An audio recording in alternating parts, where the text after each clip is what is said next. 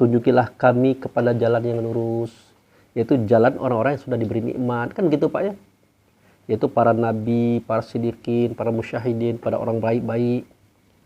Nah, ghairil maghdubi alaihim. Sedangkan mereka itu tidak dimurkai oleh Allah. Kita buatlah di situ dalam kurung Yahudi. Waladdallin, tidak sesat, dalam kurung Nasrani. Makanya orang marah dengan kita, Pak. Orang Yahudi marah dengan kita, orang Nasrani marah dengan kita, karena kita menghina dia. Padahal Allah tidak berbicara Yahudi, tidak berbicara Nasrani. Karena kita tidak mau mencari siapakah orang yang dimarah oleh Allah itu. Yang dimurka oleh Allah itu. Siapa dia? Mereka itu adalah orang yang tahu dirinya hari ini sudah berada di dunia dan tahu dirinya akan kembali kepada Tuhan, tapi dia tidak mau belajar bagaimana cara kembali. Itu Allah murkanian ke orang itu, Pak. Murkanian, Pak. Artinya dia diberi hidup, ya, diberi ruang, diberi akal untuk berpikir, belajar. Tidak digunakannya, Pak. Tahu-tahu pas malaikat maut datang di depan dia kebingungan. Marah Allah, murka Allah. Karena Allah sudah memberikan modal untuk dia bisa selamat balik cepat kepada Tuhan itu. Kemurkaan inilah dilukiskan oleh Allah dalam Al-Fatihah. Makanya Al-Fatihah itu tidak boleh tidak dibaca. Karena di situ ada pesan-pesan yang sangat penting. Itu. Nah, banyak orang persoalan kita, Pak. Pak Abu itu terlalu berani menyampaikan kajian tasawuf. Iya, kalau benar, kalau salah cak mana? Siapa yang bertanggung jawab? Yang bertanggung jawab yang nyuruh saya ngajar. Siapa Pak yang nyuruh? Yang nyuruh kita ngajar siapa, Pak? Ya Allah dan Rasulullah. Dia bertanggung jawab. Apakah benar yang kita sampaikan? Allahu a'lam juga, Pak. Tapi kita harus yakin ini adalah benar. Nah itu. Makanya banyak orang-orang hebat, orang pintar, orang benar. Pas bertemu Tuhan, apa kata Tuhan? Ya, tidak ada yang benar ini. Salah galau ini. Tapi apakah Tuhan menolak kesalahan itu? Tidaknya biarkan, Pak. Karena Tuhan mengerti setiap orang benar biasanya dimulai dari tidak benar, Pak. Setiap orang sempurna biasanya dimulai daripada tidak sempurna. Dan itu memang hukum Tuhan. Hukum alamiahnya Tuhan. Mana ada manusia lahir langsung pajak belari? Tidak ada, Pak. Langsung tangwe, tadi kan. Belum bisa nelungkup. Ya kan? Lama-lama baru nelungkup dikit, payah tegak. Tentu pacar lengkup bolak-balik kan, tentu pacar narik-narik perut, merangkak. Memang itu aturan Tuhan. Justru kalau ada orang lahir langsung berjalan, itu menyalahi Tuhan itu sendiri. Tuhan bikin aturan, sudah itu Tuhan boleh menyalahi. Tuhan apa itu? Jadi Tuhan sangat mengerti. Orang lahir pasti ngoek itulah. Belum pacar lengkup. Pelan-pelan dia pacar lengkup. Tentu pacar lentang lagi. Pelan-pelan dia narik-narik perut. Pelan-pelan dia merangkak, pelan-pelan dia mulai naik dinding, tegak-tegak jatuh, jalan dikit-dikit, pelan-pelan dia berjalan, lama-lama dia pacak berlari, Pak. Dan Tuhan mengerti itu, Pak. Tuhan tidak akan pernah menyalahkan, kau nih berjalan jatuh terus, tidak, Pak. Ngerti dia. Jadi itu juga kita belajar agama ini. Yang penting kita yakini adalah sebuah kebenaran, yang kita yakini kebenarannya, sampaikan. Bagaimana Pak Abu kalau salah di hadapan Tuhan? Lah dia tahu. Setiap anak-anak mau mulai berjalan tuh jatuh itu, Tuhan tidak pernah menyalahkan. Tapi dengan catatan tidak berhenti, Pak.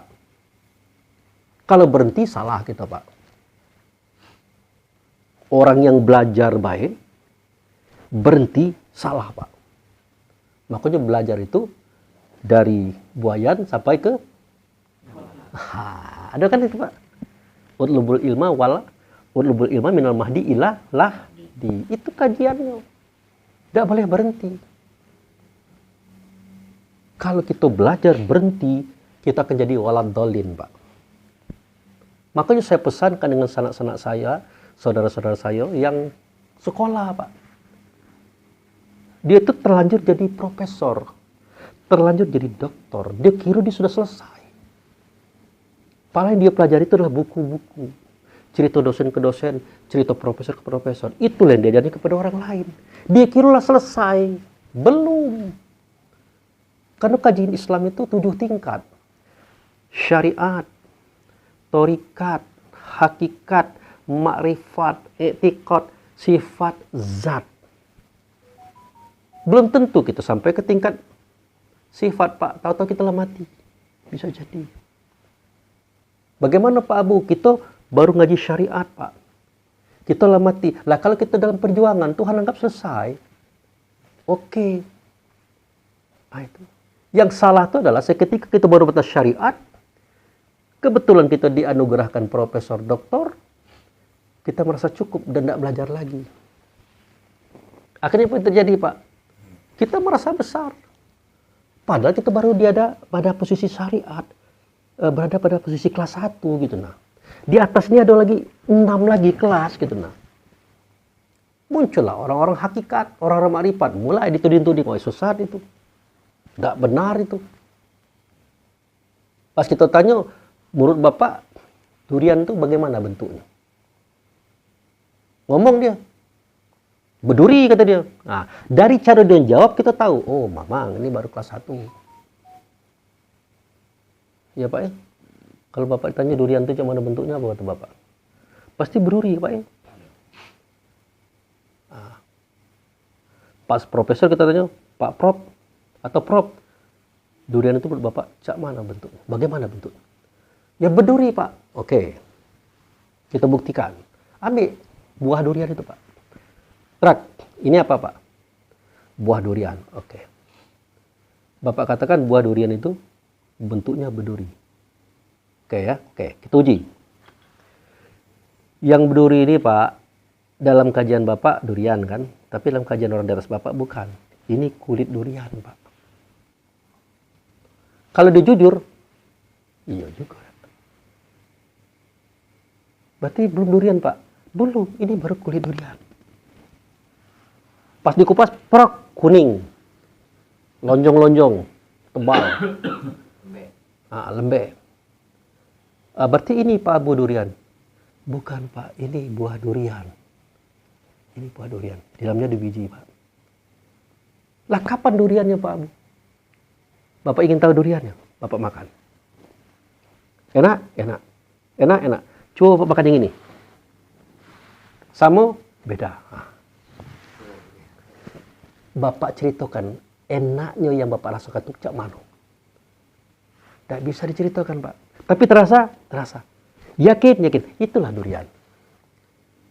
Bapak tidak bisa menceritakannya. Kok Bapak mengatakan durian itu adalah berduri?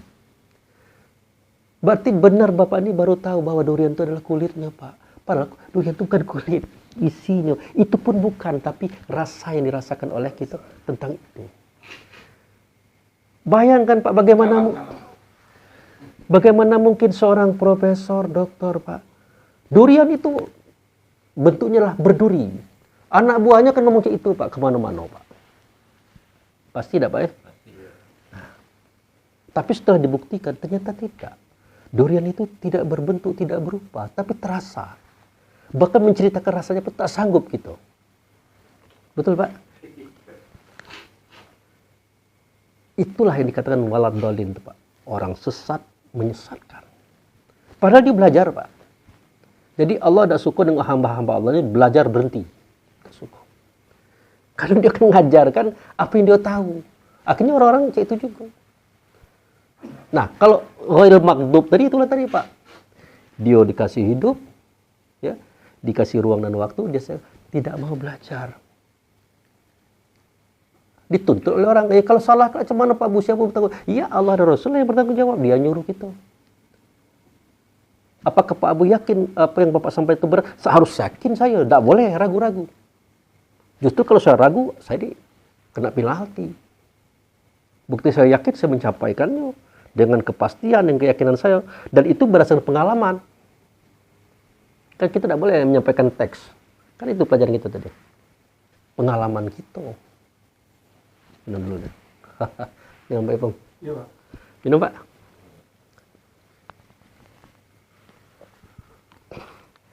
Nah jadi Pak Abu tadi ngomong,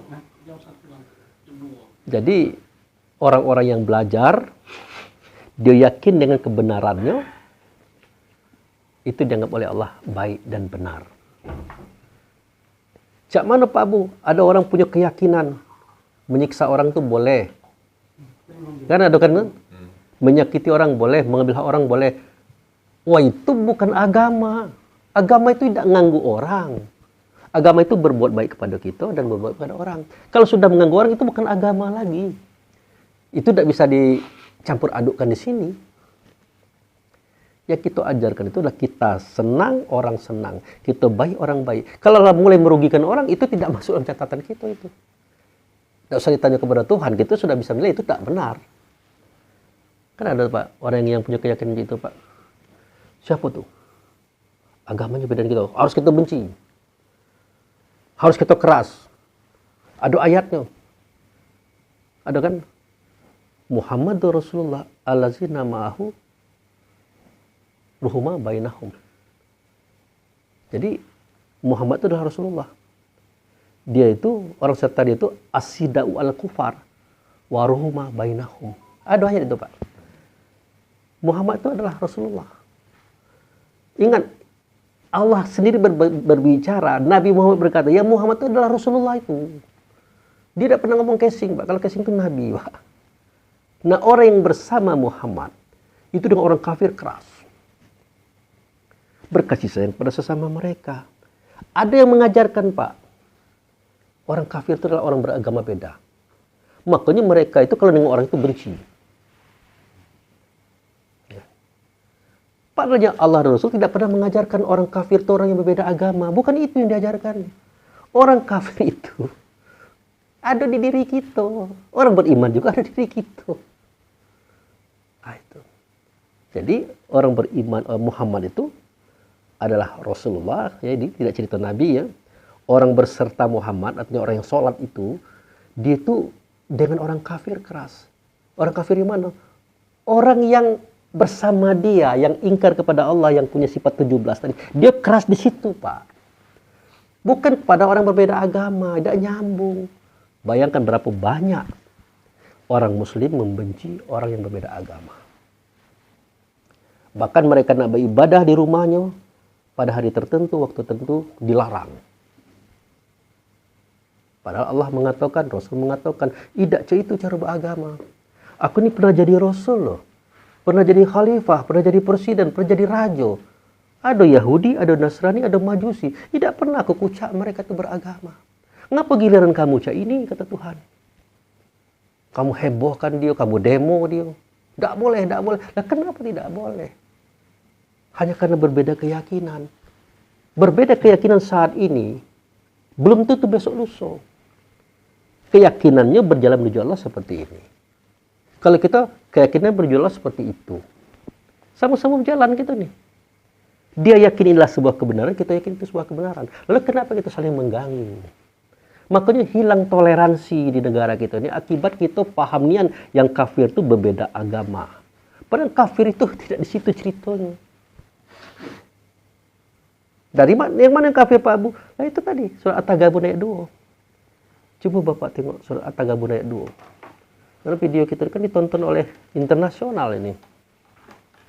Kelak marah pula yang berjanggut-janggut. Yang benar baik Pak Abu.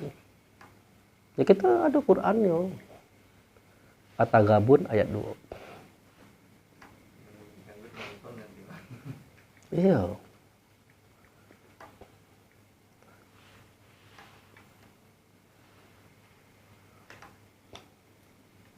Temu kan? Ya, silakan Pak. Arab baca Arabnya berterjemahan Pak. Waladzi khalaqakum faminkum kafirun wa minkum mu'min.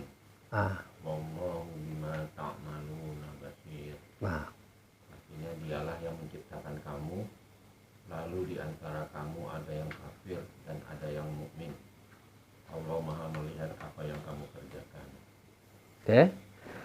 Yang mukmin siapa yang membuatnya, Pak? Allah. Yang kafir siapa yang membuatnya, Pak? Allah. Nah. Jadi yang beriman dengan yang kafir ini Allah yang buatnya, Pak. Itu. Berarti adakah salah perbuatan Allah ini? Ada enggak salahnya buatan Allah ini? Enggak ada. Tapi ngapa kita salahkan gitu nah?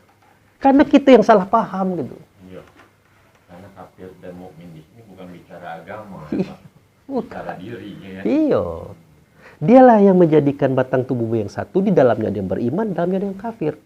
Dalamnya ada yang kafir, dalamnya ada yang beriman. Kan tuh, walazi khalaqakum, dia yang menjadikan kamu. Di dalamnya ada yang kafir, di dalamnya ada yang beriman. Itu buatannya dia gitu nah. Beranikah kita menyalahkan buatan Allah? Ternyata berani, Pak. Makanya salah galau kerja ini. Karena kita salahkan kerja Allah. Sampai ada pikiran kita ke situ. Kita dia menjadikan, mukmin dia menjadikan, kafir dia menjadikan. Lalu yang mana kafir Pak Abu? Kalau Pak Abu mengatakan bukan yang bermerek selain Islam itu kafir, bukan itu Pak Abu maksud. Yang mana? Kalau kata Allah, yang beriman itu adalah roh. Roh siapa saja yang pernah melihat Allah, tidak nyata Allah, itu nyata Rasul. Kan itu. Seketika Rasul bertanya, alastu bi rabbikum? Qalu bala syahidna. Itu kan Al-A'raf 172. Seketika dia bertanya, adakah tidak aku dengan Tuhan kamu? Maka dia jawab, benar, engkau dengan Tuhan kami. Kami menyaksikan. Itu semua roh itu mengakui bahwa Muhammad itu dengan Allah. Ingat, bukan Muhammad Nabi, bukan Muhammad orang Arab, Muhammad Rasul. Akhirnya mereka sujud kan. Dari Nabi Adam sampai Nabi Isa sampai kita hari ini, syahadatnya itulah. Aku bersaksi, tidak ada zat, tidak ada sifat, tidak ada nama, tidak ada berbuat, kecuali Allah hadiahnya. Tetapi yang kulihat saat itu, bukan Allah. Yang kudengar saat itu, bukan Allah. Yang kuhadapi saat itu, bukan Allah. Tetapi sifatnya Allah, wujud serta Allah, Rasul yang dirasulkan oleh Allah, mengatasi semua Rasul-Rasul. Itu yang kulihat, namanya Muhammad. Nah itu semua roh orang yang beragama ngomong itu. Roh itulah yang disebut dengan al-mu'min atau orang beriman. Yang kafir siapa? Ya surat 100 ayat 6 juga. Itu Allah sendiri mengatakan itu.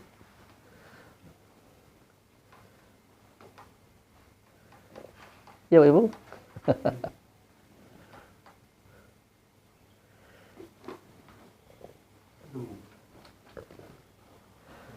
Al-Adiyat. Iya.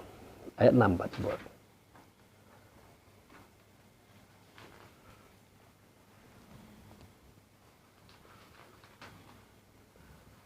Tahu Pak Charlie? Nah, coba. Sungguh manusia itu sangat ingkar, Terus? tidak bersyukur kepada Tuhannya.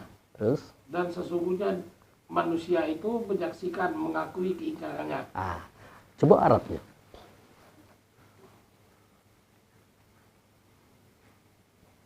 Innal insana li rabbihi lakanud. Terus?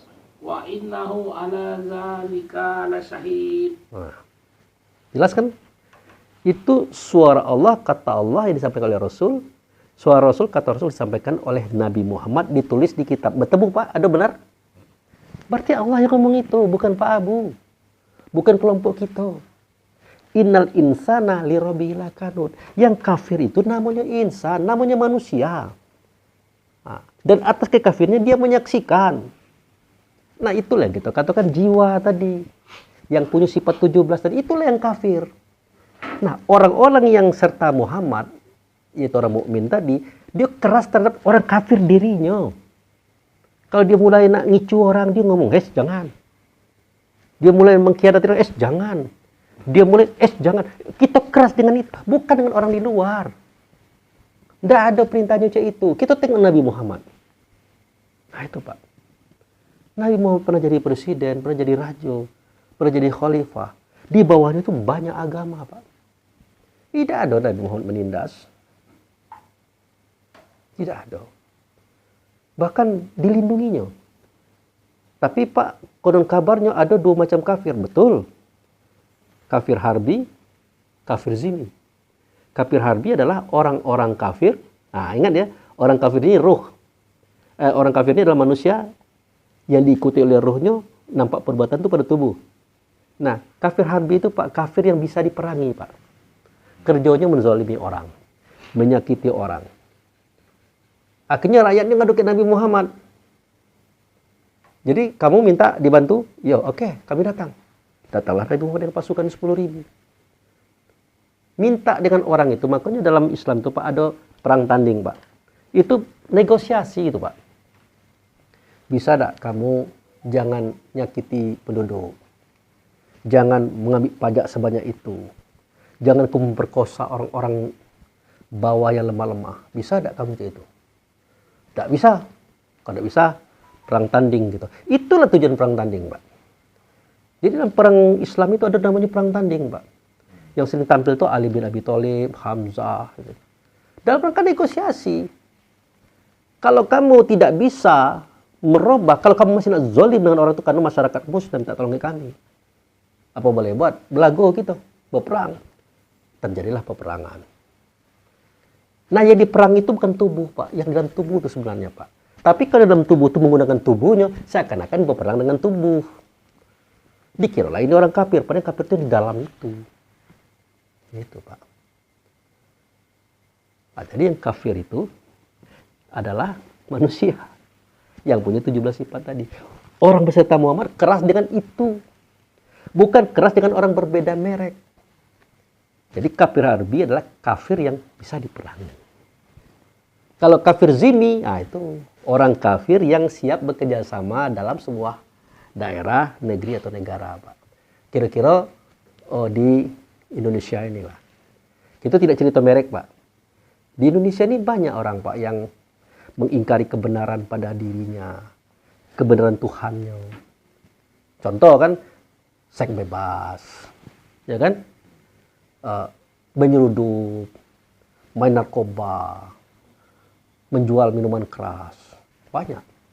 Itu semuanya ada tabiat-tabiat keingkaran mereka. Tapi karena siap berdampingan, tidak saling mengganggu, siap membayar pajak sama-sama. Maka berkata Nabi Muhammad, nah kafir zimmi jangan dikucak ya. Kafir zimmi itu adalah orang yang kita lindungi. Siapa mengucai dia, berarti kamu mengucai saya. Nah, itu kata Nabi Muhammad. Nah, itu. Jadi kafir itu ada dua, zimmi dan harbi. Harbi yang bisa diperangi, zimmi yang tidak boleh. Oleh karena cerita ini cerita badan tubuh jasad, merek agama dikira kawan merek agama. Padahal bukannya di dalam itu. Gitu, Pak. Nah, jadi kembali kepada persoalan maghdub tadi ya. Orang yang dimurkai oleh Allah tadi. Orang yang dimurkai oleh Allah tadi adalah orang yang hidup dikasih, ruang dikasih alam semesta, akal dikasih untuk berpikir belajar, tapi dia tidak gunakan mempelajari momentum dia hari ini balik ke Tuhan. Cak mana caranya? Tuhan murka dengan dia, Pak. Kenapa? Nanti dia ketika berhadapan dengan malaikat maut, kan cerita itu tadi itu. Apa katanya?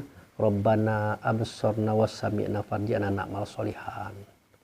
Tuhanku, aku lah nengok nian, lah mendengar nian, lah tahu nian. Mohon dibalikkan ke dunia sebentar baik. Aku nak mempelajari bagaimana soleh. Soleh itu sholat, Pak. Bagaimana cara berhubungan dengan Tuhan dalam sholat. Supaya kami bisa balik. Lah kata Tuhan, kemarin hidupnya lah berapa tahun? 100 lah. Kemana baik 100 tahun? 70 tahun. Kemana aja 70 tahun? Ujungnya apa? Fazuku azaba bima kuntum ta'malun. Kau rasakan azab karena ulah perangaimu. Jadi Tuhan tidak pernah mengazab manusia, Pak. Kalau dia terazab, dia mengazab dirinya sendiri. Kalau dia abai dan lalai. Nah, dari mana kita tahu, Pak? Nah, surat 7 ayat 179. Nah, itu dikatakan tidak boleh menyampaikan kata yang tidak tahu itu kan.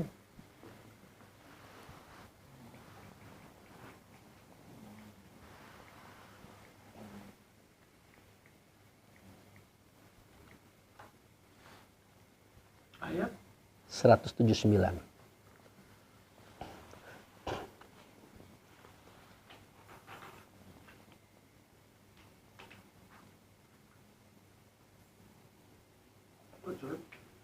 Ya, ketemu? Ya, dibaca. Al-A'raf. Walaqad zara'na. Walaqad zara'na li jahannama katsiran minal jinni wal ins lahum qulubul la yafqahun biha wa lahum a'yunun la yabsirun biha wa lahum adanul la yasma'un biha. Terus Ulaika kal an'ami bal hum adallu ulaika humul ghafirun. Ghafirun. terjemahan. Sungguh kami benar-benar telah menciptakan banyak dari kalangan jin dan manusia untuk masuk neraka jahanam karena kesesatan mereka. Mereka memiliki hati yang tidak mereka pergunakan untuk memahami ayat-ayat Allah, dan memiliki mata yang tidak mereka pergunakan untuk melihat ayat Allah, serta memiliki telinga yang tidak mereka pergunakan untuk mendengarkan ayat-ayat Allah. Mereka seperti hewan ternak, bahkan lebih sesat lagi. Mereka itulah orang-orang yang lengah.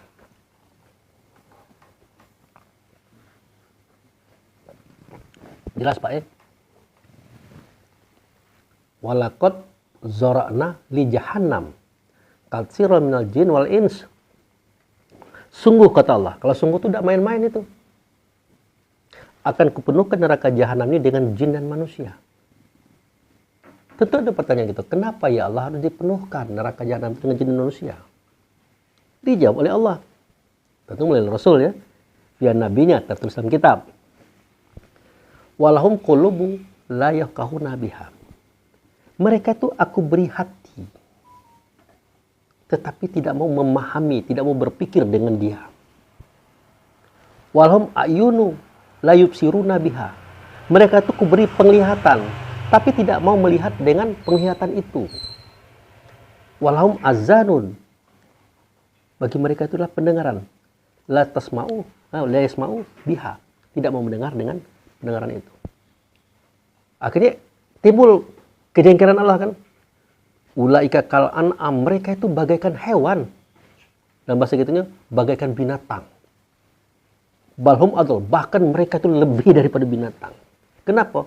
Karena mereka lalai. Lalai di sini artinya Pak mengabaikan kesempatan. Hidup ada, alam ada, akal ada, fikir ada, tidak digunakan. Bagaimana cara kembali kepada Allah? Tahu-tahu di ujung jalan dia mengatakan ini minta balik lagi. Apa dah jengkel? Kena tangan tu lah Pak. Nah, justru orang yang ini yang Allah tidak suka. Tapi kalau orang belajar kayak gitu ini, siapapun orangnya, apapun agamanya, Allah suka. Allah senang. Kelak dulu cerita benar dan salah, kamu berusaha untuk berjalan kepada aku. Karena berjalan kepada Tuhan itu tidak mudah, Pak. Iya. Jangankan berjalan kepada Tuhan, yakin kepada Allah itu tidak mudah. Kalau mudahlah banyak orang masuk Islam. Ya kan? Ini kita bukan lagi cerita keyakinan, tapi kita berbicara bagaimana aku bisa berjalan kepada Allah. Dengan rasa batinku, bertemu dengan Rasul, dengan Allah dalam sholatku, bagaimana caranya? Sudah kuberi fasilitas kamu itu, kenapa kamu tidak lakukan? Kini kamu minta balik lagi. Kena tangan dulu lah. Makanya rasakan azab karena ulah kamu kan gitu. Gitu Pak. Nah itulah. Maka janganlah hai orang beriman, bertakwalah kamu dengan sebenar-benar takwa. Jangan sampai malaikat mau datang kepada kamu, kamu belum sampai di negeri Islam atau negeri selamat. Nah negeri selamat yang mana? Di mana? Mekah. Banyak copet, banyak pemerkosaan juga. Di mana? Kalau tidak salah negeri yang aman tuh di Indonesia nih lah. Iya kan Pak? Walaupun kita banyak utang. Tapi di Indonesia juga banyak itu juga. Nah ternyata negeri yang aman itu adanya di luar alam semesta. Di luar alam semesta Pak. Namun negerinya Bakkah. Itu 96, 97 Pak. Ali Imran.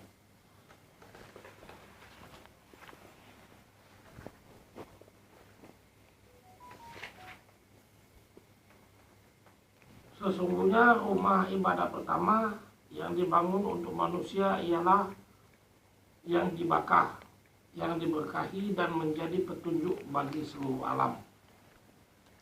Di sana terdapat tanda-tanda yang jelas, di antaranya makam Ibrahim Barang siapa memasukinya, Baitullah, amanlah dia.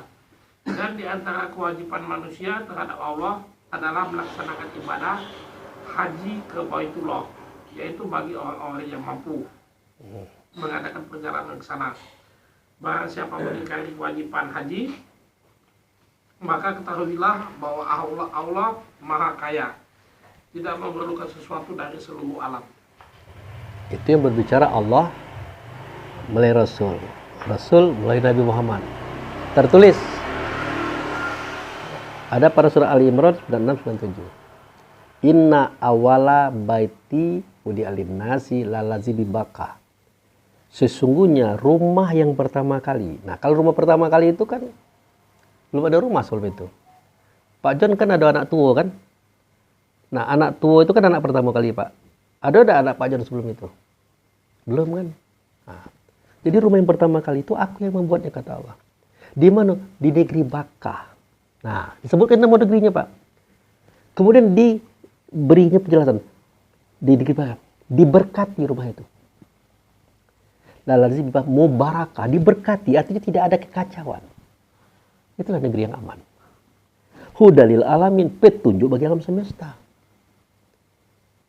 Nah, kenapa petunjuk bagi alam semesta? Nanti kalau alam semesta ini minta petunjuk, yang dalam diri kita minta petunjuk, datanglah ke rumah itu. Karena dalam rumah itu ada orang membawa petunjuk, ada orang membawa agama. Siapa dia? Huwallazi arsala rasulahu bil huda wa dinil haq. Dia itu Allah mengutus Rasul. Rasul yang mau petunjuk, Rasul yang mau agama. Inilah yang punya petunjuk itu Rasul. Petunjuk tidak ada di Allah, tapi ada di Rasul. Nah, itu. Makanya alam semesta minta petunjuk datang ke rumah itu. Nah itu. Kemudian dikatakan itu fihi ayatu. Dan rumah ada ayat. Nah, itulah cerita roh tadi. Di antara roh tadi ada makom Ibrahim. Ada kalimat mandakalahu kana amin. Siapa masuk ke dalam rumah itu aman dia. Nah, itulah rumah yang aman. Itulah negeri selamat. Ada tak, Pak? Mandakalahu kana amin. Ada kan? Mandakalahu kana amin. Nah, siapa masuk ke rumah itu amanlah dia. Itulah negeri selamat, Pak. Baca Bapak ke situ sekarang. Jangankan ke situ, Pak, tahu beda ingat lagi kita di mana tempat itu. Katakanlah kita tahu, cak mana kita nak ke situ. Katakan teknologi gitu canggih, tidak bisa. Makanya rumah agama ini dimudahkan oleh Allah dan Rasul. Negeri Bakkah dijadikannya Mekah. Tuh. Baitullah dijadikannya Ka'bah di bumi. Di situ ada makam Ibrahim, di sini juga ada makam Ibrahim. Tuh kan? Nah, semenjak itu diperintahlah kita ini dari mana kamu keluar, dimanapun kamu berada, hadapkanlah wajahmu ke Masjidil Haram yang ada di Mekah itu. Nah, coba kita buka surah Al-Baqarah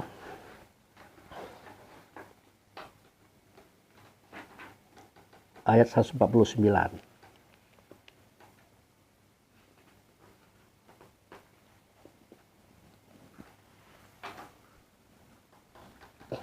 Dan dari manapun engkau dalam kurung Muhammad keluar, hadapkanlah wajahmu ke arah Masjidil Haram. Sesungguhnya itu benar-benar ketentuan dari Tuhanmu. Allah tidak lengah terhadap apa yang kamu kerjakan. Nah, jelas kan. Wa min haitsu kharajta fawali wajhaka satral Masjidil Haram. Dari mana kamu keluar, di mana kamu berada, hadapkanlah wajah Masjidil Haram. Innahul haqqu mir rabbik. Sesungguhnya ketentuan itu adalah datang kepada Tuhanmu. Jadi Tuhan membuat ketentuan itu, bukan kita. Di ujung ayat, sesungguhnya kami tidak akan mengabaikan apa yang kamu buat, kan? Nah, kita di Bengkulu, ada yang di Jawa, ada yang di Kalimantan. Bagaimana nak ke situ? Tentu dengan ingatan, dengan perasaan, dengan kesadaran. Berarti kita membayangkan. Prosesingnya cak mana? Di situ ada Masjidil Haram, kan? Nah, di dalam Masjidil Haram itu nanti ada tanda Baitullah, namanya Ka'bah. Makanya dikatakan falyabudu rabb hadzal bait. Ada kan? Kamu subah Tuhan rumah ini, dia menunjuk pada Ka'bah. Nah, kemudian Ada pada surat Al-Baqarah ayat 125.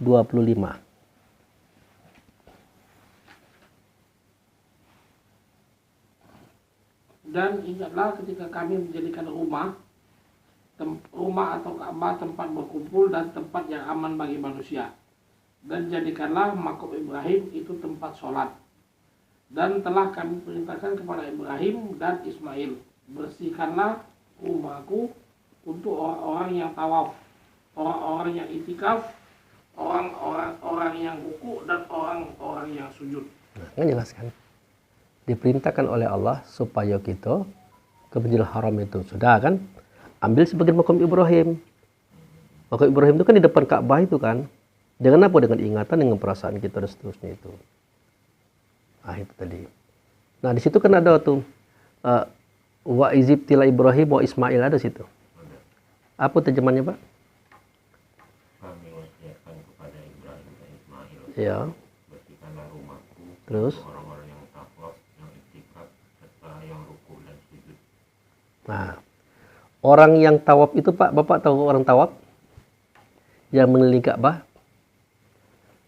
Kalau ada roh bisa tak tawaf dia? Tidak.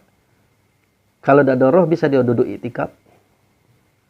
Kalau tidak ada roh bisa dia ruku dan sujud. Berarti maksud Tuhan itu bersihkanlah rumahku untuk roh yang ada pada kamu. Di mana rumah roh pada diri kita, Pak? Di dalam apa, Pak? Roh kita semuanya di mana, Pak? Di hati. Bahasa lainnya, bersihkanlah hatimu. Hatimu itulah rumahku bagi roh. Roh itulah yang tawaf, yang ruku, yang sujud. Kalau tidak bersih hati, Pak, tidak bisa melaksanakan ini, Pak. Makanya kita tidak boleh ada kebencian, iri dengki kepada orang macam. Tidak boleh. Ini sudah digariskan oleh Allah Rasul secara terang. Tidak dia aling-aling, tidak terbuka semua ini. Dan ini juga alasannya kenapa kita berani bikin video. Karena yang kita sampaikan ini kitab Quran. Walaupun standar kita, strata kita rendah. Tapi kan kita sama-sama berjuang. Bagi mereka yang tinggi, mari berjuang. Bagi kita yang rendah, mari berjuang. Kita berjuang dengan cara kita untuk menjelaskan firman Allah dan Rasul untuk kaum, umat. Nah itu. Nah gitu, Pak. Nah setelah kita tahu bahwa itu maksudnya adalah sholat, ya kan ada fatakhizu min maqama Ibrahim sholat kan. Nah, sholat dengan ingatan, dengan perasaan, kesadaran. Ke situ ingatan kita. Makanya haji itu wajib. Walillahi ala nasi hijul baik man istata'a ilaihi sabila, kan ada situ tadi ayat Ali Imran 96-97 tadi. Bagi Allah atas manusia bukan manusia ya, itu ruh wajib ke situ. Supaya apa? Bisa dia mengingat. Nah itu. Nah kalau kita sudah sholat di situ dengan ingatan kita, ini Ka'bah, ini kita, ini makam Ibrahim. Nah berarti kita sudah mulai berada di pintu keselamatan, Pak. Coba Bapak buka surat 90, bukan 90, surat 27, Pak. Surat 7 ayat 191. Anam Iya, An-Naml 191. 91. Bukan 191, Pak. 91 aja.